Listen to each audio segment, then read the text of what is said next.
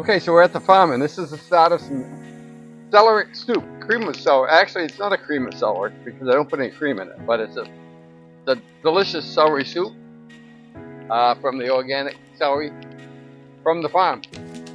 So let's go dig some celery up.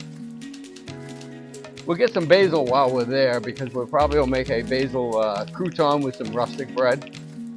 And we'll also pick a few elderberries because we'll make a like an elderberry creme fraiche to go with it. So the first time I made this soup was in Nova Scotia back in the early 70s. And I made it because there was all sorts of good, fresh, organic product that we used up there. And then when we opened the restaurant in 76, I immediately put it on the menu as specials in the fall when we could get the celery correct and some of the leaves. So here we are, just 8 miles from the farm, ready to go in the restaurant and start to make these delicious soup. Fall Fest.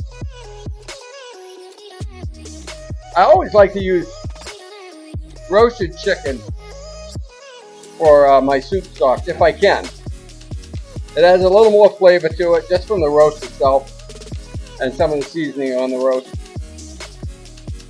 And then we'll make up a nice stock here. You can make this soup without chicken stock. You can use a vegetable stock, but I do love those chickens. All right, so now we're ready to put all this stuff together. The chicken stock is cooking. I'm gonna cook the leek slowly in a minute, and then I'll start with the celery. Oh yeah, that's gonna be beautiful.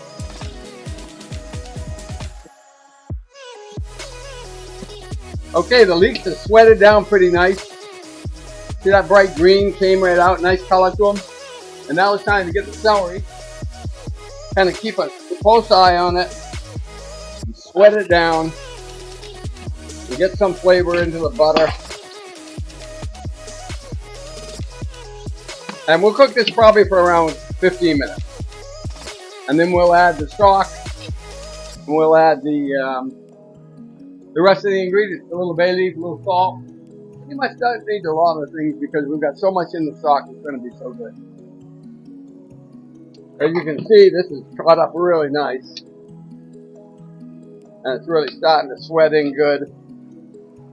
Sweeten up a little bit. The celery, oddly enough, it's got a little sweetness to it too. So at the end, I like to add a little bit of the green celery leaves. And what that does, that'll bring a little bit of more flavor out, but it'll also bring color. So here goes the stock, looking nice as you can see. And we're going to let that simmer for about 12-14 minutes. Time to get the soup going.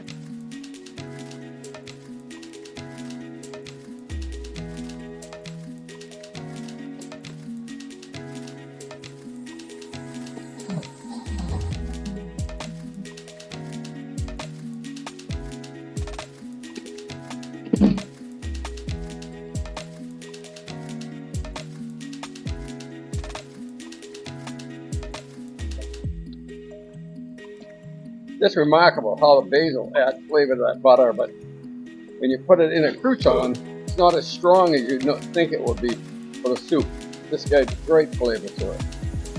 There, I'll let that simulate just a little bit in there.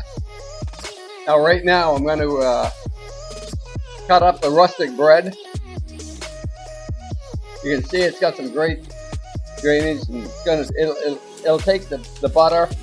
And it'll take the basil really well when you put it in the frying pan. And this here, I'm just going to add some beautiful extra virgin olive oil. And a little bit of kosher salt. And now we'll get the croutons.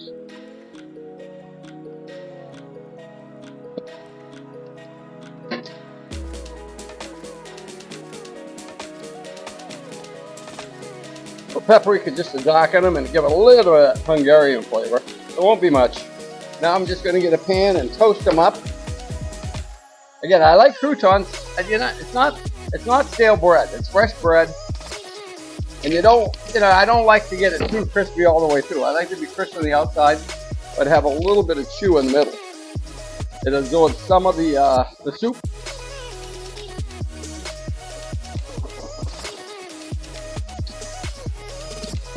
Celery, set timer for 7 minutes.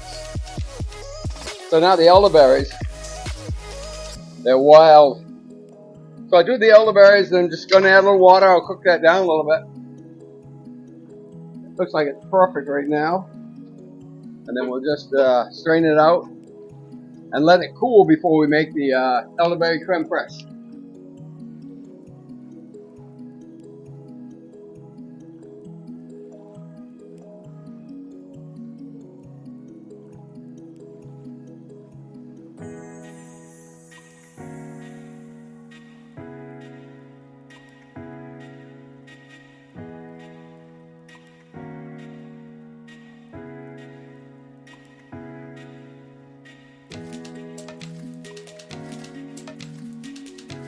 So this is the way we do farm to table here at Jonathan's.